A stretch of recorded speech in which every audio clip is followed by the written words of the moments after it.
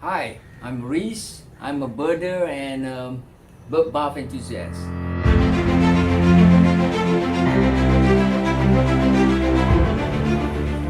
Hello. So we're on the subject of bird bath, yes? Right. So once you have this bird bath, it's pretty easy to take care of it. You just need to fill up with water or make sure there's water, clean water there is. And then the birds use it, so there will be some dirt, so you just have to clean it up the next day. But I don't clean up every day. I clean it up like maybe once in a few days.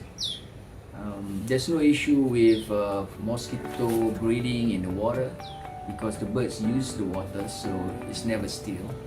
And plus, I water my plants every day, so I get a chance to look into the bath whether it's infested with mosquitoes or not. So pretty easy to maintain. Just clean it up a few days, but otherwise just replace the water with clean water. I've been having this bird bath for the past 15 years, and I've been trying to promote it and encouraging my friends and fellow birders to keep a bath at their home. It's not that easy. Birders are okay; they are into it, but the common people in the public are not. Doesn't take to it immediately. But I think for the past 10 years and all come to this moment here, I think I want to take this opportunity to press down the issue that our birds need some water, especially in the urban environment. And do not be deterred by the difficulty of attracting the birds. So I have friends who wanted to start it, but they want the birds to come immediately.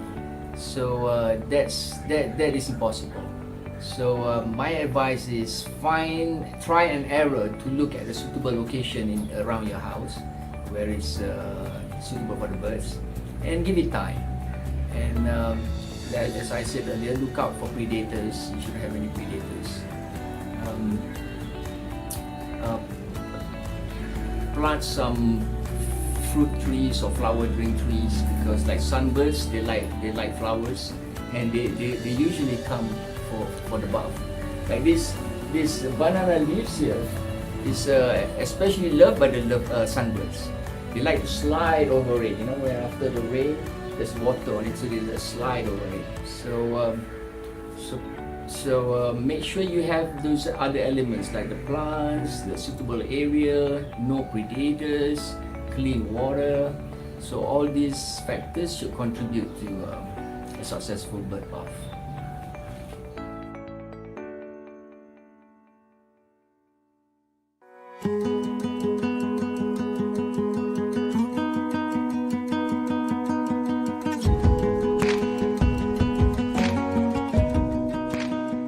So birds are looking for three things: food, shelter and water. And if you can provide those three things in your garden, then the birds will come. And feeding the birds is not only a great way of attracting them into your garden, but also allows you to watch them from the comfort of your own home. Watch the different species and their comings and going. It's important to provide different food types for the different species. Some like peanuts, others the seed mixes with sunflower and Niger seed. And also as well, you can use some scraps and some food from the kitchen like porridge oats. Also apples, really good food source. And species like blackbird, blackcap love apples. Some important tips to remember when you're feeding the birds. Firstly, you can place the feeders close to where you can see them, so the back window or the front window, and that means you can keep an eye on the different species coming and going, but also you'll be able to tell when the feeders run empty and you need to go and fill them up.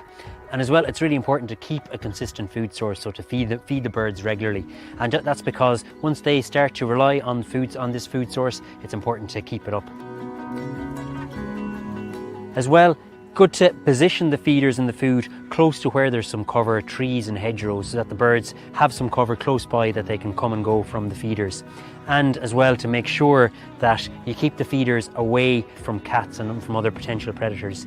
And really important as well, it's good to move around the feeders from time to time so that they're not in the same position for a long period of time, which means that droppings can build up on the ground underneath the feeders, and obviously some food will be knocked down and birds will be feeding on the ground, and if they're coming into contact with the droppings, that can spread disease between birds. So as well as feeding the birds in your garden like this, you can also provide them with a natural food source, and that's by having native berry producing species in your garden, the likes of holly, hawthorn, rowan and ivy, and they produce berries in autumn and winter when a food source for birds is vital. So if you have suitable trees, hedgerows and shrubs in your garden, that's already going to provide shelter and suitable nesting sites for a range of birds. But you can also give them a little bit of an extra helping hand by providing nest boxes in suitable sites.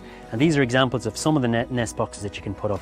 And it's important to be familiar with the type of nest box and the species that it's targeted for, and know where best to site them. And also to be very careful to keep them away from disturbance and from potential predators like cats. So this nest box is for one of our commonest nesting garden birds, and that's the robin, and other open nesting species will use this. This is for house martin, and they'll build their mud nest on this platform, on this base. And then many of our species are cavity or hole nesting, and this is replicating that, and this is a perfect nest box for blue tit. And this small apartment block, multi-layered, is for house sparrow, and they actually nest communally, so the three of these can be occupied at the same time for house sparrow. So when it comes to gardening for biodiversity, one of the most important things to remember is to work with nature and not against it, and just let nature do its thing, and it will happily do so. And that may need a little bit of changing of mindsets and a move away from gardens that are prim and proper and tidy and manicured to more wild and wonderful. And we should judge a garden less so by how tidy it is and more so by the diversity of wildlife it supports.